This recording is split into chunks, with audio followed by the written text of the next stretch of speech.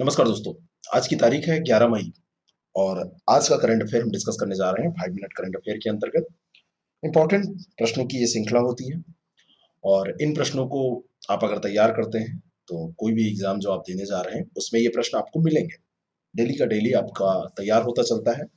अगर आप प्रश्नों की प्रैक्टिस करना चाहते हैं तो हमारे टेस्ट सीरीज प्रोग्राम को आप ज्वाइन कर सकते हैं और फुल कोर्स प्रोग्राम भी है जिसमें आप नोट्स भी प्राप्त कर सकते हैं। वीडियोस लेक्चर हमारे आते ही रहते हैं और इन सभी प्रोग्राम्स के बारे में अगर आपको जानकारी चाहिए तो आपको 6307281212 इस पर कांटेक्ट करना है। ये हमारा कांटेक्ट नंबर है और इस पर व्हाट्सएप भी है और व्हाट्सएप से भी जानकारी आप प्राप्त कर सकते हैं। और आईएएस प्रेप एकेडमी का ऐप जरूर डाउनलोड कीजिए जिससे कि ये करंट अफेयर आप आसानी से फ्री ऑफ कास्ट पढ़ सकें। और हमारी मंथली मैगजीन अगर आप चाहते हैं तो हमारा ग्रुप ज्वाइन करिए, हमारे टेलीग्राम को फॉलो करिए जिसपे आपको मंथली मैगजीन फ्री में मिल जाए।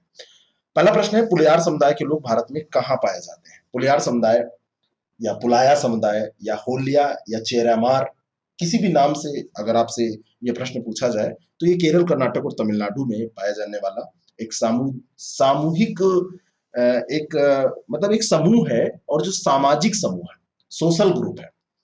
एक चीज ये ध्यान रखिएगा कि ये सामाजिक समूह है। ये अपने संगीत, शिल्प, कौशल और नृत्य, कुछ नृत्यों के लिए ये प्रसिद्ध है।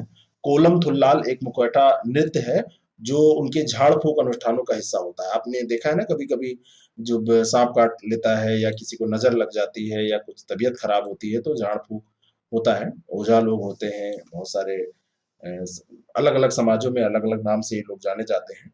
तो इस तरीके से इनका भी एक मुखौटा नृत्य ये है। जब ये झाड़ फूक करते हैं तब इस नृत्य को करते हैं। ऐसे है मुडी अट्टम या हेयर डांस होता है, इसको हेयर डांस कहते हैं। बालों के द्वारा ये डांस किया जाता है तो इसको मुडी अट्टम बोलते हैं।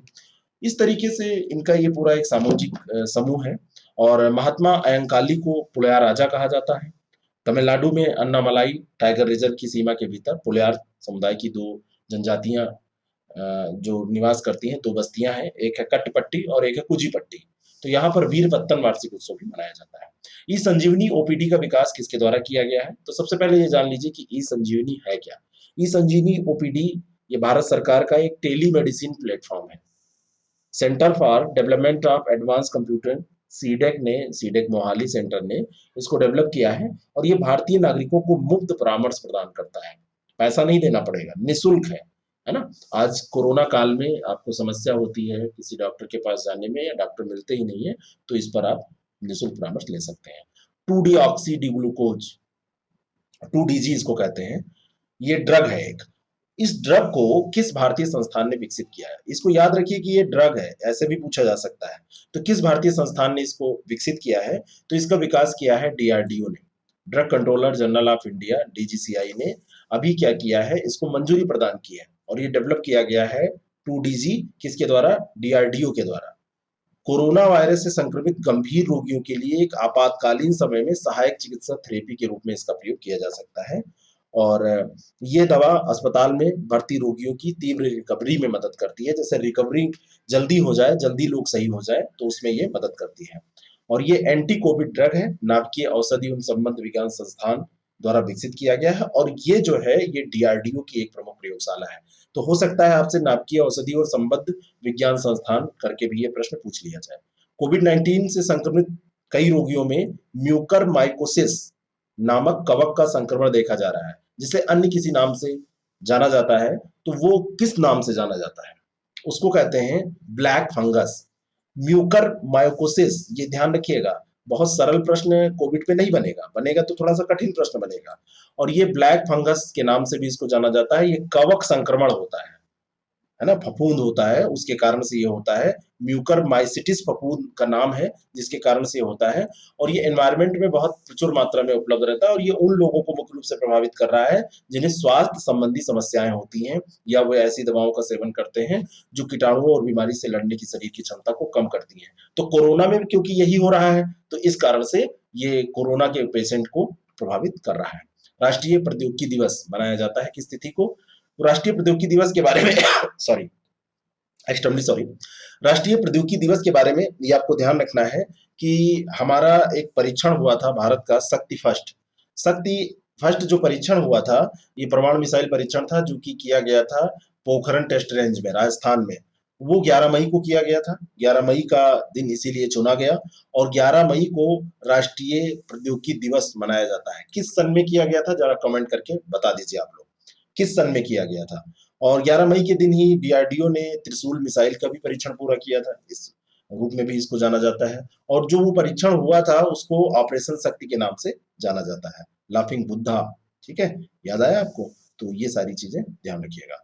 एवर गिवन नामक एक कंटेनर जहाज ने स्वेज नहर को ब्लॉक कर दिया था। अप्रैल की ये घटना है, और इस पर एक प्रश्न ये बन सकता है कि ये जो जहाज था वो किस देश में पंजीकृत था, रजिस्टर्ड कहाँ था। तो ये जहाज जो था ये पनामा में रजिस्टर्ड, पनामा में ये रजिस्टर था, और इसका निर्माण किया गया था। एक कंपनी है सोई किसेन कासा, तो सोई किसन कासा के द्वारा ये निर्मित है, और ये जापानीज कंपनी है। इम्बारी से बिल्डिंग के द्वारा इसको बनाया गया है।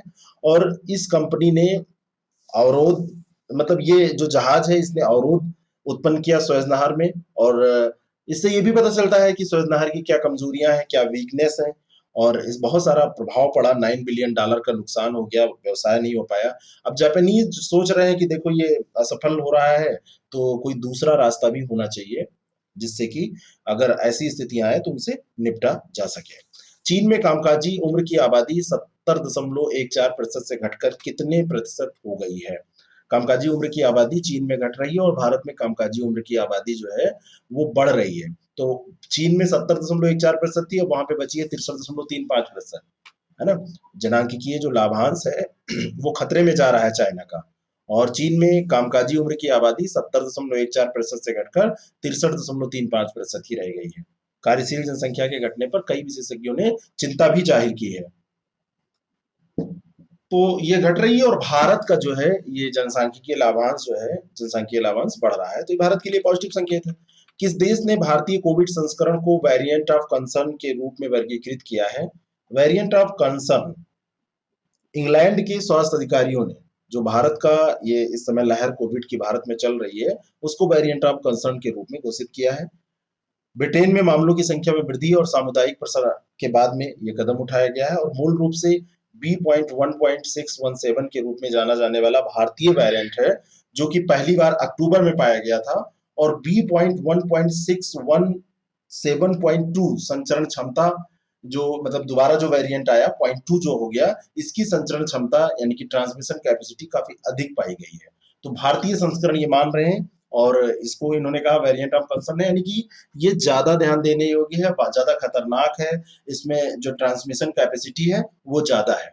अगला जो प्रश्न है, आयुष वितरण अभियान में शामिल काबासुर कुदनीर, काबासुर कुदनीर एक चिकित्सा पद्धति है। अब पूछा जा रहा है काबासुर कुदनीर कैसी चिकित्सा पद्धति है? तो आपने यूनानी, सिद्ध ऐसे सुना है ना, एलोपैथी, नेचुरोपैथी सब सुनते रहते हैं, तो ये सिद्ध है। आयुष मंत्रालय ने कोविड रोगियों को लाभ पहुंचाने के लिए पॉली हर्बल आयुर्वेदिक दवा आयुष 64 और सिद्ध दवा काबुसुर कुदनीर वितरण करने के लिए एक बड़े पैमाने पर पूरे मतलब देश में देशव्यापी अभियान चलाया है। केंद्रीय अनुसंधान परिषद द्वारा कोविड-19 रोगियों में जो काबासुर कुदनीर की प्रभाविकता है उसका अध्ययन किया जा रहा है। भाई अब कोविड के लिए तो सारी पद्धतियां अपनाई जा रही हैं, कोई कहीं फायदा कर जाए, काढ़ा तो पीना ही है, भाप तो लेना ही है, मास्क तो लगाना ही है, हाथ तो धुलना ही है, सैनिटाइजर का उपयोग तो करना ही है, बाकी सब प्रयोग ही चल रहे हैं, हर प्रणाली के प्रयोग हो रहे हैं। तो ये सिद्ध है, इसको ध्यान रखिएगा। आरबीआई किस प्रकार के बैंकों के लिए 10,000 करोड़ रुपए का एक special long term repo operation SLTRO आयोजित करने जा रहा है? इकोनॉमी में करंट की क्वेश्चन ज्यादातर पूछे जाते हैं, बाकी बेसिक क्वेश्चन बहुत आसान होते हैं। तो जो लघु वित्त बैंक हैं, स्मॉल फाइनेंस बैंक हैं, उनके लिए आरबीआई ने अभी हर महीने 10,000 करोड़ रुपए के लिए के special long term repo operation के लिए नीलामी आयोजित करने की घोषणा की है, और ये प्रति उधारकर्ता 10 लाख रुपए तक का ताजा ऋण देगा, और जो लघु व्यवसाय हैं, सूक्ष्म इकाई हैं, छोटे उद्योग हैं और अन्य संगठित जो क्षेत्र हैं उन संस्थाओं को ये मदद करेगा। 31 अक्टूबर 2021 तक ये सुविधा उपलब्ध रहेगी। सेबी द्वारा स्थापित सोशल स्टॉक एक्सचेंज पर तकनीकी समूह का प्रमुख कौन है? तो ये है हर्ष भानवाला। सितंबर महीने में नाबार्ड के पूर्व अध्यक्ष हर्ष भानवाला की अध्यक्षता में भारतीय प्रतिभूति और विनिमय बोर्ड, जिसको कहते हैं सेबी, है ना, तो उसके द्वारा सोशल स्टॉक एक्सचेंज पर एक तकनीकी समूह का गठन किया गया था। अभी क्या हुआ है, इस समूह ने अपनी कुछ सिफारिशें प्रस्तुत की। इसमें राजनीतिक और धार्मिक संगठनों, पेशेवर व्यापार संगठनों और बुनियादी ढांचे, आवास कंपनियों, किफायती आवास को छोड़कर को एसएसई के माध्यम से धन जुटाने की अनुमति नहीं दी जानी चाहिए, ऐसा इस समिति ने कहा है कि जो किफायती घर है उनको छोड़ के बाकी इन सबको, मतलब आवास जो कंपनियां हैं, राजनीतिक और धार्मिक संगठन है, इनको एसएसई सोशल स्टॉक एक्सचेंज के माध्यम से धन जुटाने की अनुमति नहीं दी जानी चाहिए। तो ये रहा आज का करंट अफेयर, आपको कैसा लगा जरूर बताएं। और अब की बार प्रीलिम्स पार का दूसरा एपिसोड आ चुका है, उसको आप जरूर देखें। आपको सब पता है लेकिन फिर भी आप उसको देखें, कहीं एक छोटी मोटी गलती आप कर रहे होंगे तो आपकी वो गलती सुधरेगी और निश्चित तौर पर आप प्रीलिम्स को पास करेंगे, और प्रीलिम्स जब पास होगा तभी आप मेंस देंगे। बाकी आप किसी भी टेस्ट सीरीज या किसी भी कोर्स की जानकारी के लिए 6307281212 ये नंबर सेव रखिए अपने मोबाइल में, और इस पे कोई भी जानकारी आप ले सकते हैं, कोई कोर्स की जानकारी और जो टेस्ट सीरीज चल रही है उनकी जानकारी, ये सारी जानकारी आप प्राप्त कर सकते हैं। और आईएएस प्रेप एकेडमी ऐप को डाउनलोड करना ना भूलें। Thank you so